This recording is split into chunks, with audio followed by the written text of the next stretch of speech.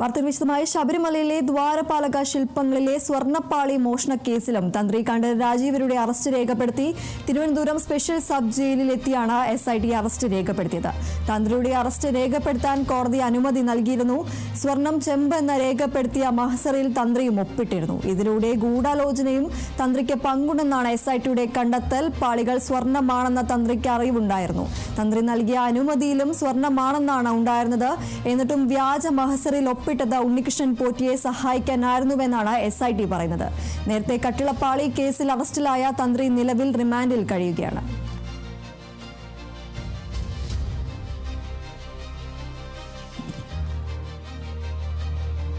ശബരിമല സ്വർണ്ണ കവർച്ചാ കേസിൽ അറസ്റ്റിലായ തിരുവിതാംകൂർ ദേവസ്വം ബോർഡ് മുൻ അംഗം KP ശങ്കർദാസ് റിമാൻഡിൽ. കൊല്ലം വിജിലൻസ് കോടതി മജിസ്ട്രേറ്റ് ശങ്കർദാസ് ചികിത്സയിൽ കഴിയുന്ന തിരുവനന്തപുരത്തെ സ്വകാര്യ ആശുപത്രിയിലെത്തിയാണ് റിമാൻഡ് നടപടികൾ പൂർത്തിയാക്കിയത്. റിമാൻഡ് ചെയ്തെങ്കിലും ശങ്കർദാസ് ആശുപത്രിയിൽ തന്നെ തുടരും. തിരുവനന്തപുരം മെഡിക്കൽ കോളേജിലേക്ക് മാറ്റുന്നതിൽ നാളെ തീരുമാനമെടുക്കും. ഇന്നലെ വൈകിട്ടോടെയാണ് SITക്ക് നേതൃത്വം നൽകുന്ന SP ശശിധരൻ ആശുപത്രിയിലെത്തി ശങ്കർദാസിന്റെ അറസ്റ്റ് രേഖപ്പെടുത്തിയത്. 2019 ഉണ്ണികൃഷ്ണൻ പോറ്റിക്ക് സ്വർണ്ണപ്പാളികൾ കൊടുത്തുവിടുമ്പോൾ തിരുവിതാംകൂർ ദേവസ്വം ബോർഡ് അംഗമായിരുന്നു ശങ്കർദാസ്. ആ ഭരണസമിതിയിലെ പ്രസിഡന്റായിരുന്ന പത്മകുമാറിനെയും മറ്റൊരു അംഗമായ വിജയകുമാറിനെയും അറസ്റ്റ് ചെയ്തിട്ടും ശങ്കർദാസിനെ അറസ്റ്റ് ചെയ്യാത്തതിനെതിരെ ഹൈക്കോടതി വിമർശനം ഉന്നയിച്ചിരുന്നു.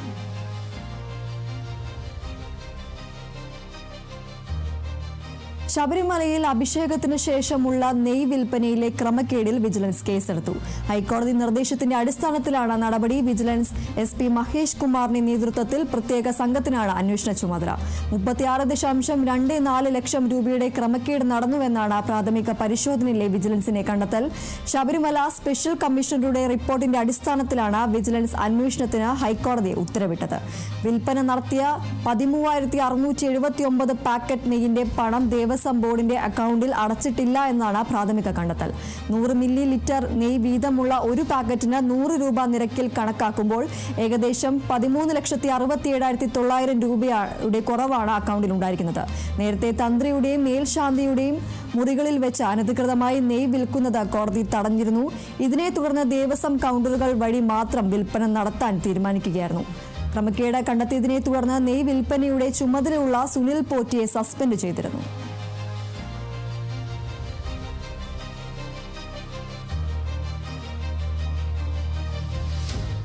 ജോസ് കെ മാണിയുമായി ഒരു ചർച്ചയും നടത്തിയിട്ടില്ലെന്ന് UDF convener Adoor Prakash. Jose K മാണിയുടെ മുന്നണി മാറ്റം മാധ്യമങ്ങളിൽ മാത്രം ചർച്ച. എവിടെ നിന്നാണ് വിവരം ലഭിച്ചതെന്ന് മാധ്യമങ്ങൾ വ്യക്തമാക്കണം. വരാൻ താല്പര്യമുള്ളവർ വരും, ആരെയും നിർബന്ധിക്കില്ല. ഒരു വിസ്മയവും UDF അവകാശപ്പെട്ടിട്ടില്ലെന്നും അടൂർ പ്രകാശ് പറഞ്ഞു. UDFിൻ്റെ കൺവീനർ, സംസ്ഥാനതല കൺവീനർ അടൂർ പ്രകാശാണ്. യാതൊരു വിധത്തിലുള്ള ചർച്ചയും നടന്നിട്ടില്ലെന്ന് ആധികാരികമായി എനിക്ക് പറയാൻ കഴിയും. ഞങ്ങളുമായി ബന്ധപ്പെട്ട് UDFുമായി ബന്ധപ്പെട്ട് വരാൻ കഴിയുന്നവർ വരട്ടെ, പക്ഷേ അത് അവരുടെ ആവശ്യപ്രകാരം മാത്രമേ ആയിരിക്കുകയുള്ളൂ. അതല്ലാതെ കണ്ട ഒരാളിനെ പോലും സമ്മർദ്ദം ചെലുത്തി ഞങ്ങളുടെ മുന്നണിയിലേക്ക് കൊണ്ടുവരാൻ വേണ്ടിയുള്ള പ്രവർത്തനങ്ങൾക്ക് ഞങ്ങൾ നേതൃത്വം കൊടുക്കില്ല. ഞങ്ങൾക്ക് അറിവില്ലാത്ത ഒരു കാര്യം നിങ്ങൾ വിസ്മയത്തിലൂടെ കണ്ടു അല്ലെങ്കിൽ കാണുന്നു എന്ന് നിങ്ങൾ സംപ്രേഷണം ചെയ്യുമ്പോൾ അതിൻ്റെ ഏതെങ്കിലും തരത്തിലുള്ള സോഴ്സ് നിങ്ങൾക്കുണ്ടോ എന്നതിനെക്കുറിച്ച് കൂടി നിങ്ങൾ ആലോചിക്കേണ്ടതാണ്.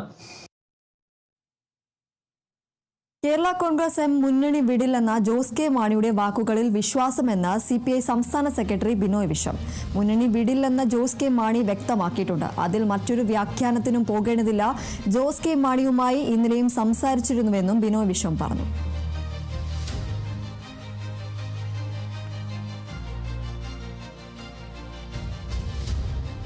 അന്താരാഷ്ട്ര ബഹിരാകാശ നിലയത്തിൽ നിന്നും ദൗത്യ സംഘത്തെയും വഹിച്ചുള്ള ഡ്രാഗൺ പേടകം ഭൂമിയിലിറങ്ങി. ഇന്ത്യൻ സമയം 2:12 ക്രൂ 11 സംഘവുമായി SpaceXന്റെ ഡ്രാഗൺ എൻഡവർ പേടകം കാലിഫോർണിയ തീരത്ത് സ്പ്ലാഷ് ഡൗൺ ചെയ്തത്. ബഹിരാകാശത്തു നിന്നും അൺഡോക്ക് ചെയ്ത ശേഷം 10 മണിക്കൂർ സമയമെടുത്താണ് പേടകം ലാൻഡ് ചെയ്തത്. അടിയന്തരമായി തിരിച്ചെത്തിയ 4 സഞ്ചാരികളും സുരക്ഷിതരാണെന്നും ദൗത്യം വിജയകരമായി പൂർത്തിയാക്കിയെന്നും നാസ അഡ്മിനിസ്ട്രേറ്റർ ജറേഡ് എക്സ്മാൻ അറിയിച്ചു. സ്പേസ് എക്സ് നാസ സംഘങ്ങളെ അദ്ദേഹം അഭിനന്ദിച്ചു. ആരോഗ്യ പ്രശ്നമുള്ള സഞ്ചാരി സുരക്ഷിതനാണെന്നും ഒരു രാത്രി ആശുപത്രിയിൽ ചെലവഴിച്ച ശേഷം സംഘത്തെ നാസയുടെ ജോൺസൺ സ്പേസ് സെന്ററിലേക്ക് കൊണ്ടുപോകുമെന്നും അധികൃതർ വ്യക്തമാക്കി.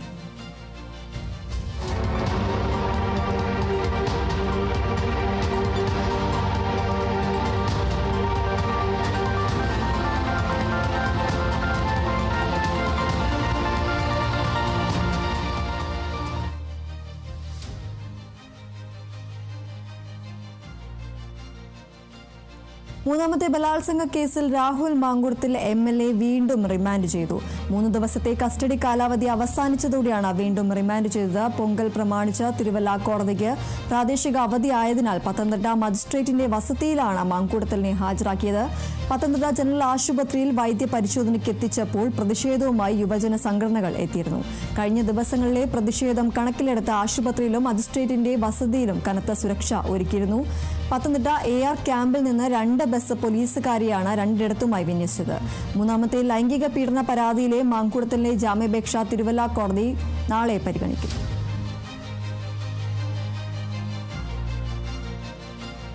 രാഹുൽ മാങ്കുടത്തിൽ MLAയുടെ സുഹൃത്തും കോൺഗ്രസ് നേതാവുമായ ഫെനി നയനെതിരെ സൈബർ അധിക്ഷേപത്തിന് കേസെടുത്തു.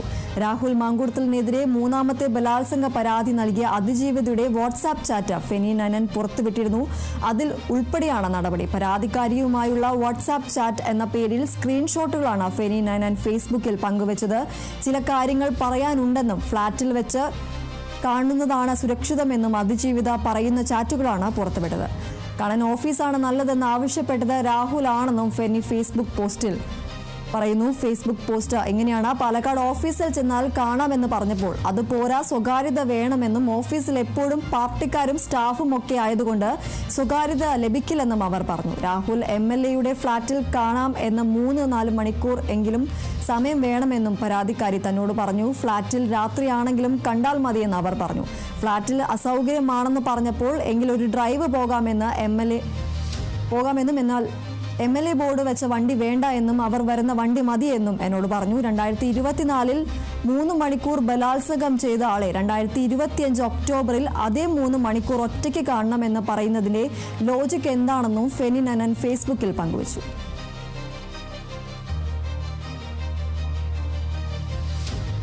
MLA സ്ഥാനം രാജിവെക്കുന്ന കാര്യം തീരുമാനിക്കേണ്ടത് രാഹുൽ മാങ്കുടത്തിൽ ആണെന്ന് KPCC അധ്യക്ഷൻ സണ്ണി ജോസഫ്.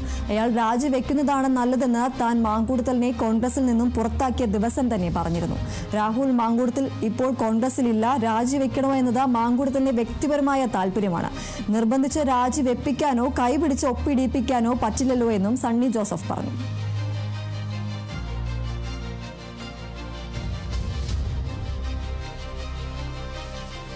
ഇടവേളയ്ക്ക് ശേഷം തിരികെ എത്താം.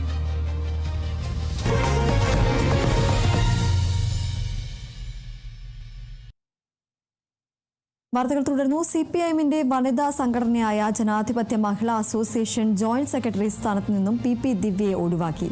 സംസ്ഥാന അധ്യക്ഷ സ്ഥാനത്ത് നിന്നും കൊല്ലത്ത് നിന്നുള്ള നേതാവായ സൂസൻ കൂടിയെ നീക്കി. അഖിലേന്ത്യാ ജനാധിപത്യ അസോസിയേഷൻ സംസ്ഥാന സമ്മേളനത്തിലാണ് തീരുമാനം. CS സുജാത സംസ്ഥാന ജനറൽ സെക്രട്ടറിയായി തുടരും.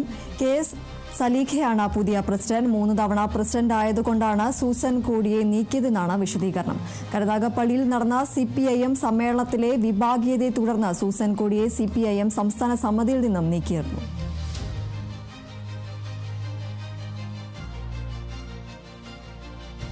വിജയുടെ അവസാന ചിത്രം ജനനായകന് സുപ്രീം കോടതിയിൽ തിരിച്ചടി. നിർമ്മാതാക്കളുടെ ഹർജി തള്ളിയ സുപ്രീം കോടതി മദ്രാസ് ഹൈക്കോടതിയെ സമീപിക്കാൻ നിർദ്ദേശം നൽകി. 20-നുള്ളിൽ ഹർജി പരിഗണിക്കണമെന്ന് മദ്രാസ് ഹൈക്കോടതിക്ക് സുപ്രീം കോടതി നിർദ്ദേശം നൽകി.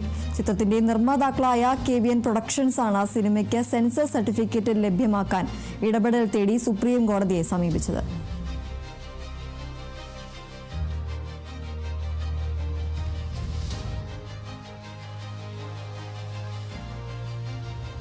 ദൈവങ്ങളുടെ പേരിൽ സത്യപ്രതിജ്ഞ ചെയ്ത തിരുവനന്തപുരം കോർപ്പറേഷനിലെ 20 BJP കൗൺസിലർമാർക്ക് ഹൈക്കോടതി നോട്ടീസ്. ദൈവനാമത്തിൽ എന്നതിന് പകരം ദൈവങ്ങളുടെ പേര് പറഞ്ഞ് സത്യപ്രതിജ്ഞ ചെയ്തത് നിയമവിരുദ്ധമാണെന്ന് ചൂണ്ടിക്കാട്ടി സമർപ്പിച്ച ഹർജിയിലാണ് കോടതി നോട്ടീസ്. ദൈവങ്ങളുടെ പേര് എങ്ങനെ പറയാനാകുമെന്ന് കോടതി ചോദിച്ചു. സത്യപ്രതിജ്ഞ അന്തിമ വിധിക്ക് വിധേയമായിരിക്കുമെന്നും കോടതി വ്യക്തമാക്കി. പല ദൈവങ്ങളുടെയും രക്തസാക്ഷികളുടെയും പേരിൽ സത്യപ്രതിജ്ഞ ചെയ്ത നടപടിയെ കോടതി വിമർശിച്ചു. ഹർജിയിൽ തീർപ്പാകും വരെ കൗൺസിൽ യോഗത്തിൽ പങ്കെടുക്കുന്നതിനും ഓണറേറിയം വാങ്ങുന്നതിനും വിലക്കണമെന്ന ആവശ്യം കോടതി അനുവദിച്ചില്ല. കൗൺസിലർമാരുടെ നടപടി മുനിസിപ്പൽ ചട്ടങ്ങൾക്ക് വിരുദ്ധമാണെന്നും റദ്ദാക്കണമെന്നും ആവശ്യപ്പെട്ട് CPM കൗൺസിലർ S. ദീപകാണ് ഹൈക്കോടതിയെ സമീപിച്ചത്.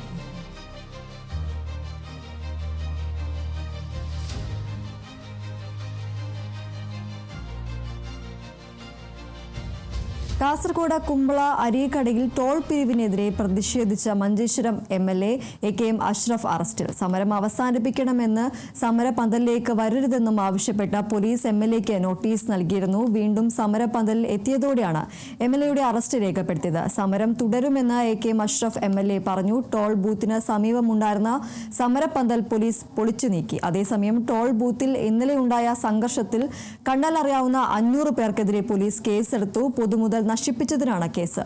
ഇന്നലെ രാത്രി എത്തിയ പ്രതിഷേധക്കാർ ടോൾ ബൂത്ത് അടിച്ചു തകർത്തിരുന്നു.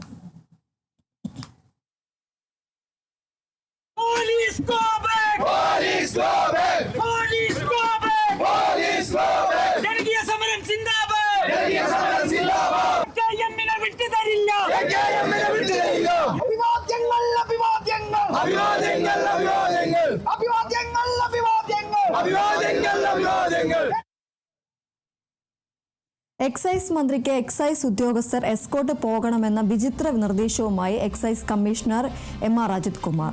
ഹോട്ടലിലോ ഗസ്റ്റ് ഹൌസിലോ മന്ത്രി താമസിച്ചാൽ ഉദ്യോഗസ്ഥരും വാഹനവും ഉണ്ടാകണമെന്നും നിർദ്ദേശത്തിൽ പറയുന്നു. അതേസമയം എൻഫോഴ്സ്മെന്റിന് ഉപയോഗിക്കുന്ന വാഹനം എങ്ങനെ പൈലറ്റ് വാഹനമായി ഉപയോഗിക്കുമെന്ന ആശങ്കയിലാണ് ഉദ്യോഗസ്ഥർ. ഓഫീസുകൾ വൃത്തിയായി സൂക്ഷിക്കാൻ സ്വന്തമായി ഫണ്ട് കണ്ടെത്തണമെന്നും നിർദ്ദേശം നൽകി. ഡെപ്യൂട്ടി കമ്മീഷണർമാരുടെ ജോയിന്റ് കമ്മീഷണർമാരുടെയും യോഗത്തിലാണ് കമ്മീഷണറുടെ വിചിത്രമായ നിർദ്ദേശം. എന്നാൽ പൈലറ്റിനായി വാഹനം ഉപയോഗിച്ചാൽ എൻഫോഴ്സ്മെന്റ് ഡ്യൂട്ടികൾ തടസ്സപ്പെടില്ലേ എന്ന ഉദ്യോഗസ്ഥരുടെ ചോദ്യത്തിന് പൈലറ്റ് ഡ്യൂട്ടിയിൽ ഉണ്ടെങ്കിൽ എൻഫോഴ്സ്മെന്റ് ഡ്യൂട്ടി ചെയ്യേണ്ടെന്നായിരുന്നു അജിത് കുമാറിന്റെ മറുപടി.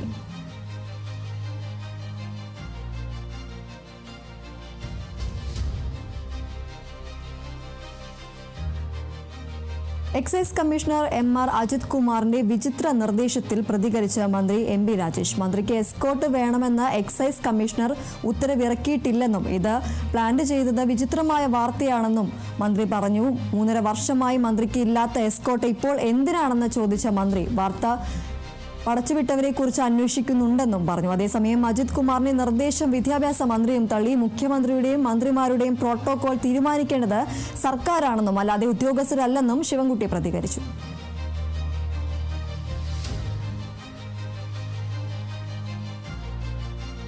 പാലക്കാട് മലമ്പുഴയിൽ അധ്യാപകൻ വിദ്യാർത്ഥിയെ മദ്യം നൽകി പീഡിപ്പിച്ച കേസിൽ സ്കൂളിലെ പ്രധാന അധ്യാപികയ്ക്ക് സസ്പെൻഷൻ. അധ്യാപകൻ കുട്ടിയെ ലൈംഗികമായി പീഡിപ്പിച്ച വിവരം അറിഞ്ഞിട്ടും മറച്ചുവെച്ചതിനാണ് നടപടി. പ്രധാന അധ്യാപികയുടെ ഭാഗത്തു നിന്നുണ്ടായത് ഗുരുതരമായ വീഴ്ചയാണെന്നാണ് കണ്ടെത്തൽ. പീഡനം നടന്ന ദിവസങ്ങൾക്കുള്ളിൽ തന്നെ ഈ വിവരം അറിഞ്ഞിട്ടും പ്രധാന അധ്യാപിക പോലീസിലോ ചൈൽഡ് ലൈനിലോ മറ്റ് ബന്ധപ്പെട്ട അധികൃതരെയോ അറിയിച്ചില്ല എന്ന് സ്പെഷ്യൽ ബ്രാഞ്ച് കണ്ടെത്തിയിരുന്നു. സ്കൂൾ മാനേജറെ അയോഗ്യനാക്കാനുള്ള നടപടികളും സ്വീകരിക്കും. പീഡന വിവരം മറച്ചുവെച്ചതിനും പ്രതിയായ അധ്യാപകനെ സംരക്ഷിക്കാൻ ശ്രമിച്ചതിലുമാണ് നടപടി. പ്രതിക്കെതിരെ പോക്സോ വകുപ്പിന് പുറമെ പട്ടികജാതി പട്ടികവർഗ അതിക്രമം തടയൽ നിയമപ്രകാരവും കേസെടുത്തിട്ടുണ്ട്. ഇയാളെ സർവീസിൽ നിന്നും പുറത്താക്കാനും AEO ശുപാർശ നൽകും. മലപ്പുറം പറവണ്ണയിൽ വാഹന പരിശോധനയ്ക്കിടെ മോട്ടോർ വാഹന വകുപ്പ് ഉദ്യോഗസ്ഥനെ ഇടിച്ചു തെറിപ്പിക്കാൻ ശ്രമം. സ്കൂൾ യൂണിഫോമിൽ വിദ്യാർത്ഥികൾ സഞ്ചരിച്ച കാറാണ് ഉദ്യോഗസ്ഥർ കൈ കാണിച്ചിട്ടും നിർത്താതെ പോയത്. തിരൂർ കൊടക്കൽ ഭാഗത്ത് വെച്ച് ഉദ്യോഗസ്ഥർ കൈ കാണിച്ചെങ്കിലും കാർ നിർത്തിയിരുന്നില്ല. തുടർന്ന് തിരൂർ പറവണ്ണ ഭാഗത്ത് വെച്ച് കൈ കാണിച്ചതോടെ ഉദ്യോഗസ്ഥനെ ഇടിച്ചു തെറിപ്പിക്കാൻ ശ്രമിച്ച വിദ്യാർത്ഥികൾ കടന്നുകളിയൊക്കെയായിരുന്നു. മോഡിഫൈ ചെയ്ത വാഹനത്തിന്റെ രജിസ്ട്രേഷൻ കാലാവധി പൂർത്തിയായതാണ്. സംഭവത്തിൽ വാഹനം കണ്ടെത്താനുള്ള ശ്രമം തുടങ്ങി മോട്ടോർ വാഹന വകുപ്പ്.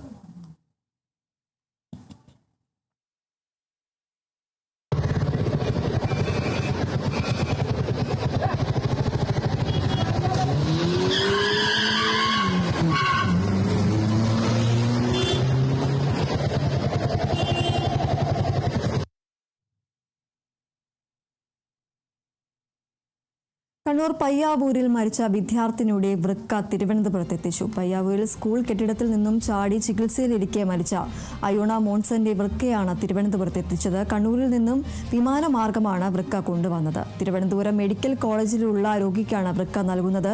കണ്ണൂരിലെ സ്വകാര്യ ആശുപത്രിയിൽ കഴിഞ്ഞ 3 ദിവസമായി ഗുരുതരാവസ്ഥയിലായിരുന്ന വിദ്യാർത്ഥിനിക്ക് ഇന്നലെ രാത്രിയോടെ മസ്തിഷ്ക മരണം സംഭവിക്കുകയായിരുന്നു. തലശ്ശേരിയിലും കോഴിക്കോടും തിരുവനന്തപുരത്തും ചികിത്സയിലുള്ള 4 പേർക്കാണ് അയോണയുടെ അവയവങ്ങൾ ദാനം ചെയ്യുന്നത്. Payyavur sacred heart higher secondary സ്കൂളിലെ +2 വിദ്യാർത്ഥിനിയായിരുന്നു അയോണ മോൺസൺ.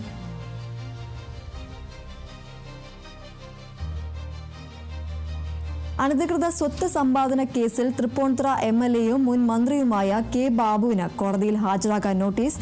എറണാകുളം കലൂർ PMLA കോടതിയാണ് നോട്ടീസ് അയച്ചത്. 2007 മുതൽ 2016 വരെയുള്ള കാലയളവിൽ ബാബു വരവിൽ കവിഞ്ഞ സ്വത്ത് സമ്പാദിച്ചുവെന്ന് ED കേസിലാണ് സമൻസ്. കെ ബാബുവിന്റെ 25 ലക്ഷത്തിന്റെ സ്വത്ത് എൻഫോഴ്സ്മെന്റ് ഡയറക്ടറേറ്റ് നേരത്തെ കണ്ടെത്തിയിരുന്നു.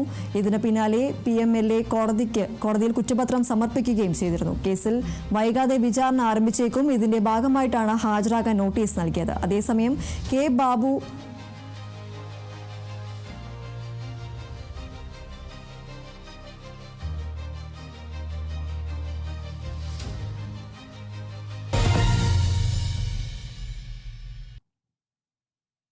വാർത്തകൾ തുടർന്നു. രാഷ്ട്രീയ കൺസൾട്ടൻസി സ്ഥാപനമായ ഐപാക്കിലെ ED റെയ്ഡുമായി ബന്ധപ്പെട്ട കേസിൽ പശ്ചിമ ബംഗാൾ സർക്കാരിന് തിരിച്ചടി. റെയ്ഡുമായി ബന്ധപ്പെട്ട EDക്കെതിരെ ബംഗാൾ പോലീസ് എടുത്ത കേസ് സുപ്രീം കോടതി സ്റ്റേ ചെയ്തു. ED നൽകിയ ഹർജിയിലാണ് സുപ്രീം കോടതി നടപടി. ഗൗരവമേറിയ വിഷയമാണെന്ന് കോടതി പറഞ്ഞു. ജനുവരി 8 ഐപാക് ഓഫീസ് പരിസരത്തെ CCTV ദൃശ്യങ്ങൾ നഷ്ടപ്പെടരുതെന്നും സുപ്രീം കോടതി നിർദ്ദേശം നൽകി. ഡിജിറ്റൽ ഉപകരണങ്ങളും സംരക്ഷിക്കണമെന്നും കോടതി നിർദ്ദേശിച്ചു. കേസിൽ പശ്ചിമ ബംഗാൾ സർക്കാരിന് കോടതി നോട്ടീസ് അയച്ചു. 2 ആഴ്ചയ്ക്കകം നോട്ടീസിന് മറുപടി നൽകണം. ജനുവരി 8 കൊൽക്കത്തയിലെ ഐപാക് ഓഫീസിലും ഡയറക്ടറായ പ്രദീപ് ജെയിന്റെ വീട്ടിലും ED റെയ്ഡ് നടത്തിയത്. പിന്നാലെ സ്ഥലത്തെത്തിയ മുഖ്യമന്ത്രി മമതാ ബാനർജി ഉദ്യോഗസ്ഥർക്കൊപ്പം എത്തിയിരുന്നു. മുഖ്യമന്ത്രി മമതാ ബാനർജി മുതിർന്ന പാർട്ടി നേതാക്കളോടൊപ്പം ED ഉദ്യോഗസ്ഥരെ നേരിട്ടെന്നും പരിശോധനയ്ക്കിടെ ചില രേഖകൾ മുഖ്യമന്ത്രി മാറ്റിയെന്നും ഇത് അന്വേഷണത്തെ തടസ്സപ്പെടുത്തിയെന്നും ED ആരോപിക്കുന്നു.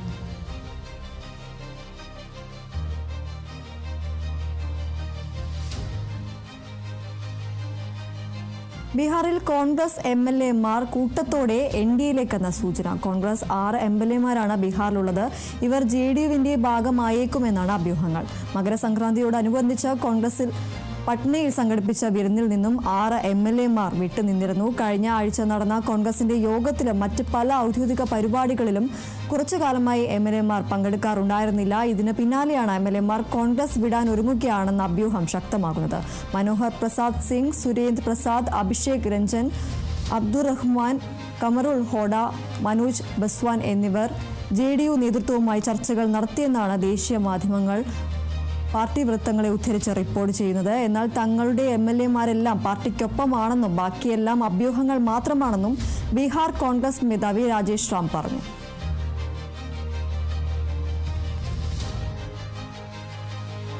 ഇറാനിലെ ആഭ്യന്തര കലാപത്തിന്റെ പശ്ചാത്തലത്തിൽ ഇറാനിലെ ഇന്ത്യൻ വിദ്യാർത്ഥികളെ തിരികെ നാട്ടിലെത്തിക്കും. വിദ്യാർത്ഥികളെ ഒഴിപ്പിക്കുകയാണ്. വിദ്യാർത്ഥികളുമായുള്ള ആദ്യ വിമാനം നാളെ ടെഹ്റാനിൽ നിന്നും ഡൽഹിയിലേക്ക് പുറപ്പെടും. ജമ്മു കാശ്മീരിൽ നിന്നുള്ള വിദ്യാർത്ഥികളാണ് ഏറെ.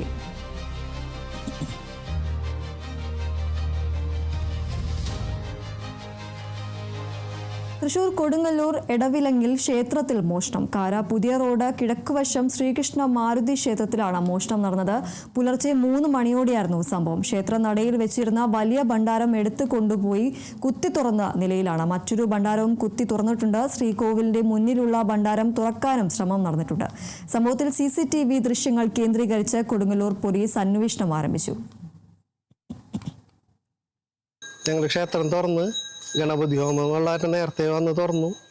അപ്പോൾ ഞങ്ങൾ കണ്ടിട്ടില്ല. അപ്പം അമ്പലത്തിൽ അച്ഛൻ വന്നപ്പോഴാണ് ക്യാമറ തിരിഞ്ഞിരിക്കണത്. ക്യാമറ തിരിഞ്ഞിരിക്കണത് നോക്കിയപ്പോഴാണ് ഭണ്ണാരത്തിന് താഴ് കാണില്ല. അപ്പോൾ ഒരു സംശയം തോന്നി. അങ്ങനെ CCTV നോക്കിയപ്പോഴാണ് ഫ്രണ്ടിലെ ഭണ്ണാരം എടുത്ത് അവിടെ മാറ്റിക്കൊണ്ടിട്ട് അവിടുന്ന് പൈസ എടുത്തുകൊണ്ട് പോയിട്ടുണ്ട്. പിന്നെ അമ്പലത്തിൻ്റെ റോഡിൻ്റെ അടുത്തുള്ള ഭണ്ണാരം ഒന്ന് പൊളിച്ചിട്ടുണ്ട്. ശ്രീകോവിലിൻ്റെ ഫ്രണ്ടിലെ ഭണ്ണാരം തുറക്കാൻ നോക്കിയിട്ട് കിട്ടിയിട്ടില്ല. അത് ഡബിൾ ലോക്ക് കാരണം കിട്ടിയില്ല. അത് ബാക്കി 2 ഭണ്ണാരം തുറന്ന് കള്ളം കൊണ്ടുപോയിട്ടുണ്ട്. CCTVയിൽ ആളെ കിട്ടിയിട്ടുണ്ട്. മുഖം മൂടി ഇട്ടതായിട്ടാണ് കാണുന്നത്. ഏകദേശം ഒരു 3 മണിക്കാണ്, 2:50-നും 3:30-ക്കുള്ളിലാണ് കള വന്നിരിക്കുന്നത്.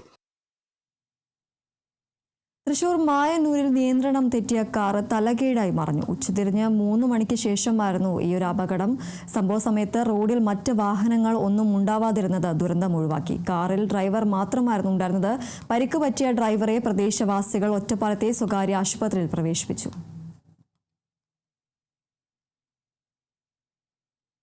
തിരുവനന്തപുരം നെടുമങ്ങാട് 100 ഗ്രാം കഞ്ചാവുമായി യുവാക്കൾ അറസ്റ്റിൽ. മുട്ടത്തറ സ്വദേശി അബു താഹിർ, കുഞ്ചിറ സ്വദേശി മിഥുൻ എന്നിവരെയാണ് നെടുമങ്ങാട് റേഞ്ച് എക്സൈസ് പിടികൂടിയത്. ഓട്ടോയിൽ കറങ്ങി നടന്ന് വിൽപ്പന നടത്തുന്നതിനിടെ മുല്ലശ്ശേരി പോയിപ്പാറയിൽ വെച്ചാണ് ഇവർ എക്സൈസിന്റെ പിടിയിലായത്. താഹിർ നിരവധി മയക്കുമരുന്ന് കേസിലെയും മറ്റ് ക്രിമിനൽ കേസിലെയും പ്രതിയാണ്.